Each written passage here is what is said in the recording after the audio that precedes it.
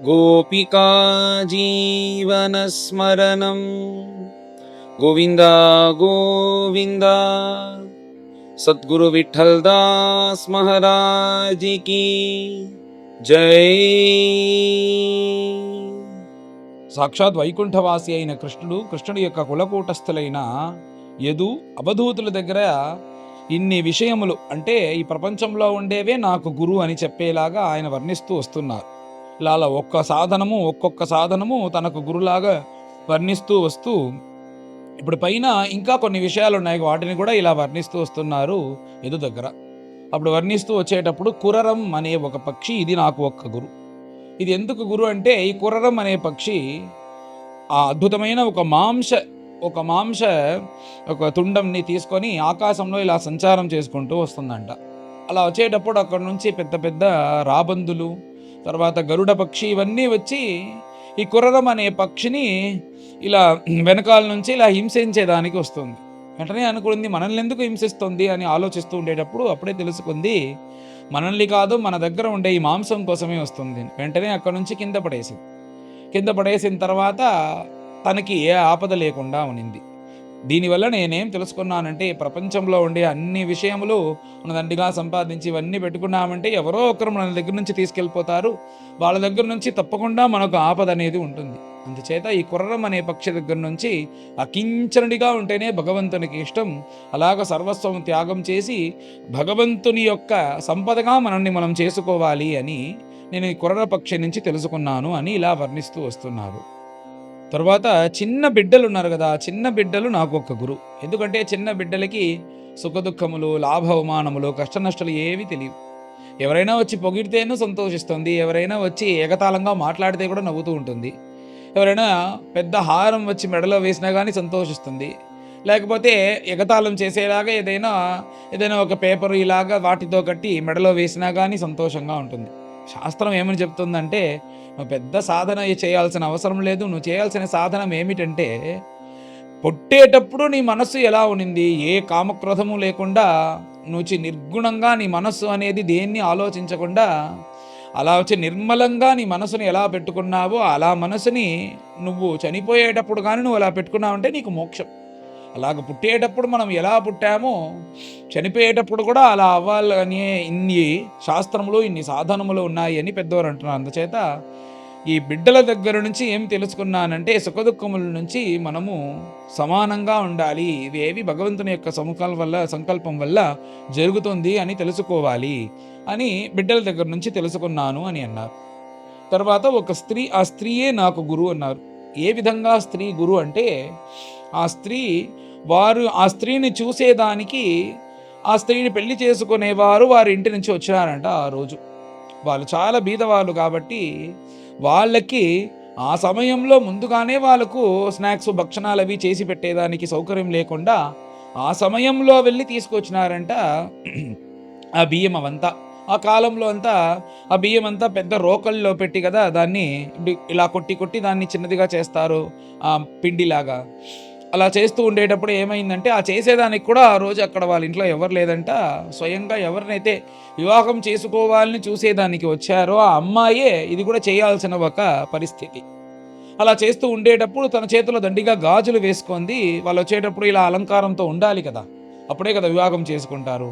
అలా గాజులు వేసుకొని ఇలాగా ఒక కర్రతో రోకలిలో ఇలా కొడుతూ ఉంది. అలా కొడుతూ ఉండేటప్పుడు శబ్దం అనేది బయటకు వినిపిస్తుంది. తన చేతుల్లో ఉండే గాజులు గల్ గల్ గల్ అని శబ్దిస్తుంది.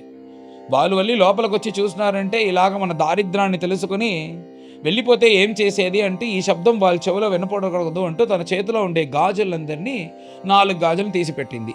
అప్పుడు ఇంకా కూడా శబ్దం వచ్చింది. తర్వాత 2 గాజులు మాత్రం చేతిలో పెట్టుకొని ఇలాగా పని చేస్తూ వచ్చింది. అప్పుడు కూడా శబ్దం వచ్చింది. తర్వాత ఒక చేతిలో ఒక గాజు, ఇంకో చేతిలో ఒక గాజు. ఇది ముగిసిన తర్వాత తీసుకొని వెళ్ళి వేసుకొని తర్వాత మనం వెళ్ళి చూస్తామంటూ ఒక్కొక్క గాజుతో ఇలా చేస్తున్నప్పుడు శబ్దం రాలేదు. ఈ స్త్రీ నాకు ఒక గురువు. ఎందుకంటే ఈ ప్రపంచంలో సంఘం అంటూ ఒక సంఘంతో చేరితేనే కదా అన్ని అనర్థములు వస్తాయి.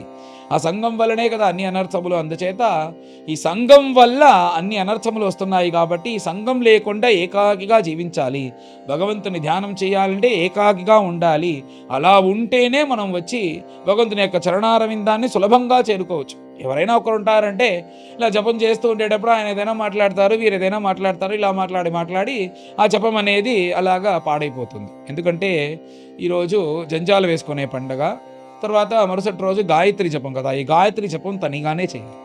ఆ గాయత్రి జపం తనిగా చేయకుండా కూర్చొని మాట్లాడేదానికి ప్రారంభించినామంటే ఈ సహస్రావర్తి చేసే లోపల ఊర్లో ఉండే అన్ని విషయాలు మాట్లాడి అయిపోయిందని లేచిపోతాం. దీనివల్ల ఏ ప్రయోజనము లేదు.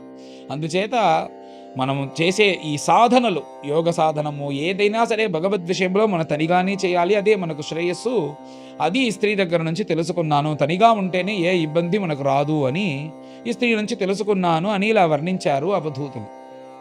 తరువాత ఒక సర్పం, ఈ సర్పం నాకు ఒక గురువు అని వర్ణించారు. ఈ సర్పం దగ్గర నుంచి ఏం తెలుసుకున్నానంటే, మనం భగవంతుని కానీ ధ్యానం చేయాలంటే ఏకాకిగా ఉండాలి. ఏకాకిగా ఉండాలంటే ఇక్కడ నుంచి వెళ్ళిపోవాలి.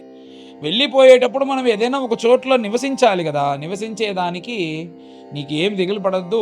హిమాలయంలో ఎన్ని గుహలున్నాయి, అక్కడక్కడ అడవులు, పెద్ద పెద్ద కొండలు, దాంట్లో ఎన్ని గుహాలు ఉన్నాయి. ఎవరైనా వచ్చి ఇక్కడ ఉంటే వాళ్ళ దగ్గర నుంచి డబ్బులు కావాలని ఎవరైనా అడుగుతున్నారా? వెళ్ళి అక్కడ ఉండి సాధన చేసి భగవంతుని నువ్వు ధ్యానించు, తప్పకుండా భగవంతుడు నిన్ను వచ్చి నీకు అనుగ్రహిస్తాడు అంటూ ధైర్యంగా అన్నారంట.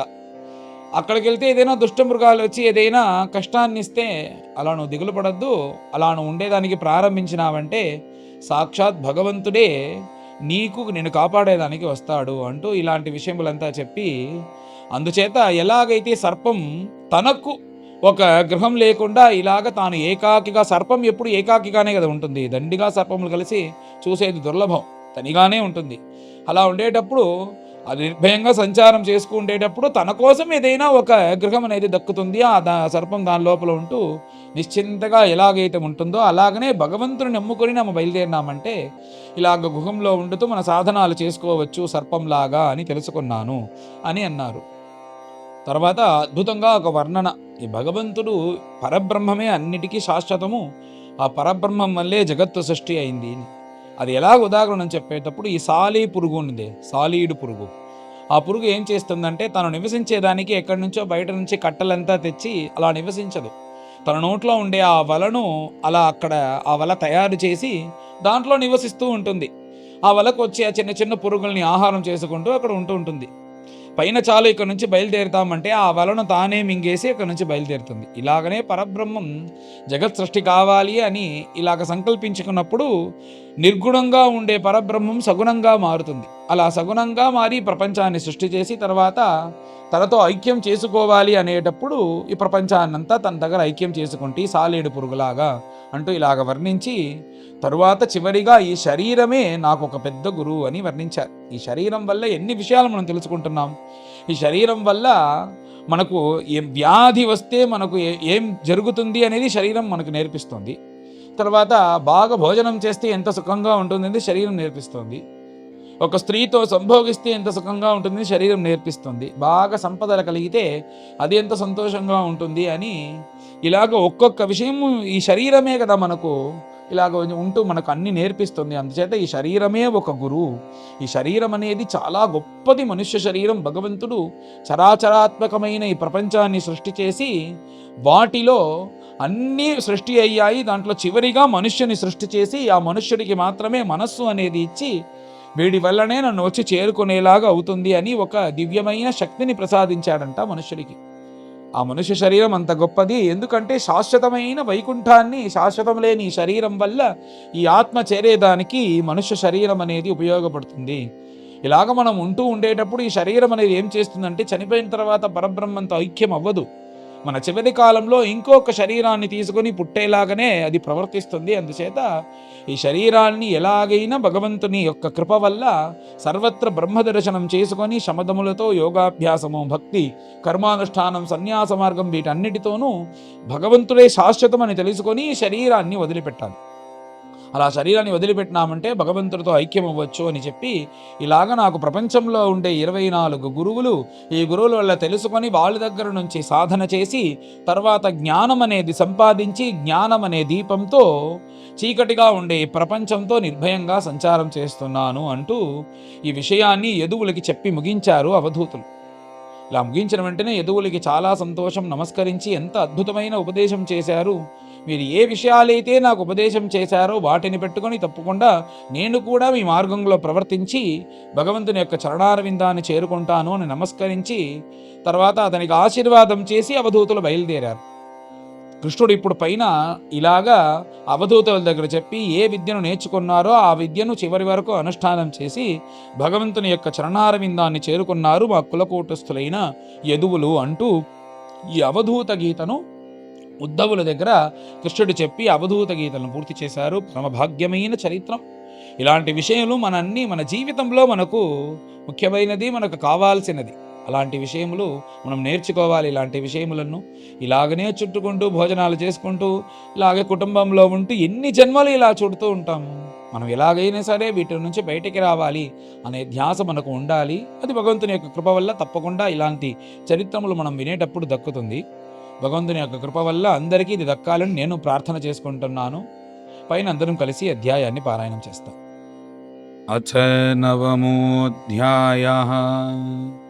బ్రాహ్మణోవాచ పరిగ్రహో హి దుఃఖాయ యద్యత్ ప్రియతమం నృణాం అనంతం సుఖమాప్నోతి తద్విద్వాన్ యస్తు అకించనః. సామిషం కురరం జఘ్నుః బలినో యే నిరామిషాః తదామిషం పరిత్యజ్య ససుఖం సమవిందత. న మే మానావమానోస్తః న చింతా గేహపుత్రిణాం ఆత్మక్రీడ ఆత్మరతిః విచరామీహ బాలవత్. ద్వావేవ చింతయాముక్తౌ పరమానంద ఆప్లుతౌ యో విముగ్ధః జడో బాలః యో గుణేభ్యః పరం గతః. క్వచిత్ కుమారీ త్వాత్మానం వృణానాన్ గృహమాగతాన్ స్వయం తాన్ అర్హయామాస క్వాపి యాతేషు బంధుషు తేషామభ్యవహారార్థం శాలీన్ రహసి పార్థివ అవఘ్నంత్యాః ప్రకోష్ఠస్థాః చక్రుః శంఖాస్వనం మహత్. సా తత్ జుగుప్సితం మత్వా మహతీ వ్రీడితా తతః బభంజ ఏకైకశః శంఖాన్ ద్వౌ ద్వౌ పాణ్యోః అశేషయత్. ఉభయోః అపి అభూద్ఘోషః హ్యవఘ్నంత్యాస్మ శంఖయోః. తత్రాప్యేకం నిరభిదత్ ఏకస్మాన్నాభవధ్వనిః. అన్వశిక్షమిమం తస్యాః ఉపదేశం అరిందమా లోకాన్ అనుచరన్నేతాన్ లోకతత్వవిమిత్సయా. వాసే బహూనాం కలహః భవేద్వార్తాద్వయోరపి ఏక ఏవ చరేత్తస్మాత్ కుమార్యా ఇవ కంకణః. మన ఏకత్ర సంయుజ్యాత్ జితశ్వాసోజితాసనః వైరాగ్య అభ్యాసయోగేన ధ్రియమానమతంద్రితః. యస్మిన్మనోలబ్ధపదం యదేతత్ శనైః శనైర్ముంచతి కర్మరేణూన్ సత్వేన వృద్ధేన రజస్తమశ్చ విధూయ నిర్వాణముపైత్య నిందనం. తదైవమాత్మని అవరుద్ధచిత్తః न वेद किञ्चित् बहिरन्तरं वा यथेषुकारो नृपतिं व्रजन्तम् ईशौ गतात्मान ददर्श पार्श्वे एकचार्यनिकेतस्यात् अप्रमत्तो गुहाशयः अलक्ष्यमान आचारैः मुनिरेकोल्पभाषणः गृहारम्भः अतिदुःखाय विफलश्च अध्रुवात्मनः सर्पः परकृतं वेश्म प्रविश्य सुखमेधते एको नारायणो देवः पूर्वसृष्टं स्वमायया संहृत्य कालकलया कल्पान्ते इदमीश्वरः एक एवाद्वितीयोऽभूत् आत्माधारो अखिलाश्रयः कालेन आत्मानुभावेन साम्यं नीतासु शक्तिषु सत्त्वादिषु आदिपुरुषः प्रधानपुरुषेश्वरः परावराणां परमः आस्ते कैवल्यसंज्ञितः केवलानुभवानन्द सन्दोहो निरुपाधिकः केवलात्मानुभावेन स्वमायां त्रिगुणात्मिकां संक्षोभयन् सृजत्यादौ तया सूत्रम् अरिन्दमा तामाहुः त्रिगुणव्यक्तिं सृजन्तीं विश्वतोमुखं यस्मिन् प्रोतमिदं विश्वं येन संसरते पुमान् यथोर्णनाभिः हृदयात् ऊर्णां सन्तत्य वक्त्रतः तया विहृत्य भूयस्तां ग्रसत्येवं महेश्वरः यत्र यत्र मनो देहि धारयेत् सकलं धिया स्नेहाद्वेषाद्भयाद्वापि याति तत्तत्स्वरूपताम् कीटः पेशस्कृतं ध्यायन् कुड्यां तेन प्रवेशितः याति तत्सात्मतां राजन् पूर्वरूपमसन्त्यजन् एवं गुरुभ्य एतेभ्यः एषा मे शिक्षिता मतिः स्वात्मोपशिक्षितां बुद्धिं शृणु मे वदतः प्रभो देहो गुरुर्मम विरक्तिविवेकहेतुः बिभ्रत्स्म सत्त्वनिधनं सततार्त्युदर्कम् तत्त्वान्यनेन विमृशामि यथा तथापि पारक्यमिति अवसितो विचराम्यसङ्गः जायात्मजार्थपशुभृत्य गृहाप्तवर्गान् पुष्णाति यत्प्रिय चिकीर्षुतया वितन्वन् स्वान्ते सकृच्छ्रम् अवरुद्ध धनः स देहः सृष्ट्वास्य बीजमवसीदति वृक्षधर्माः जिह्वैकतोमुम् अपकर्षति कर्हितर्षा श्निष्णोन्यतस्त्वगुदरं श्रवणं कुतश्चित् घ्राणोन्यतः चपलदृक् क्व च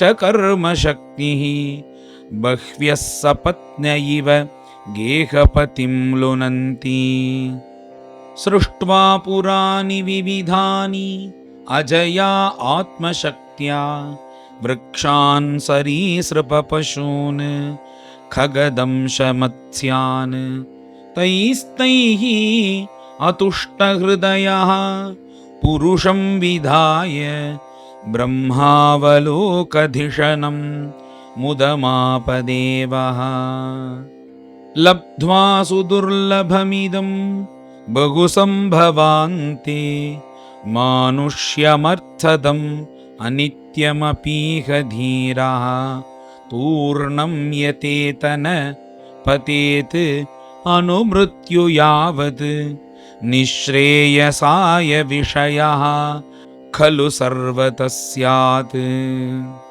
एवं संजात वैराग्यो विज्ञानालोक आत्मनि विचरामि महीमेतां मुक्तसंगो अनहङ्कृतिः।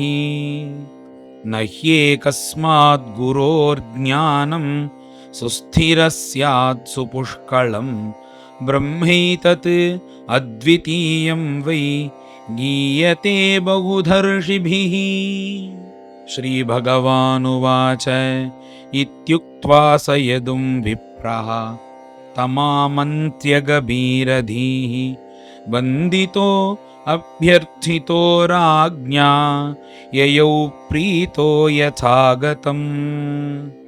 अवधूतवचः श्रुत्वा पूर्वेषां नः स पूर्वजः सर्वसङ्गविनिर्मुक्तः समचित्तो बभूवः। श्रीहरये नमः। श्रीहरये नमः। श्रीमद्भागवते महापुराणे पारमहंस्यां संहितायाम् 11 स्कन्धे 9मोऽध्यायः।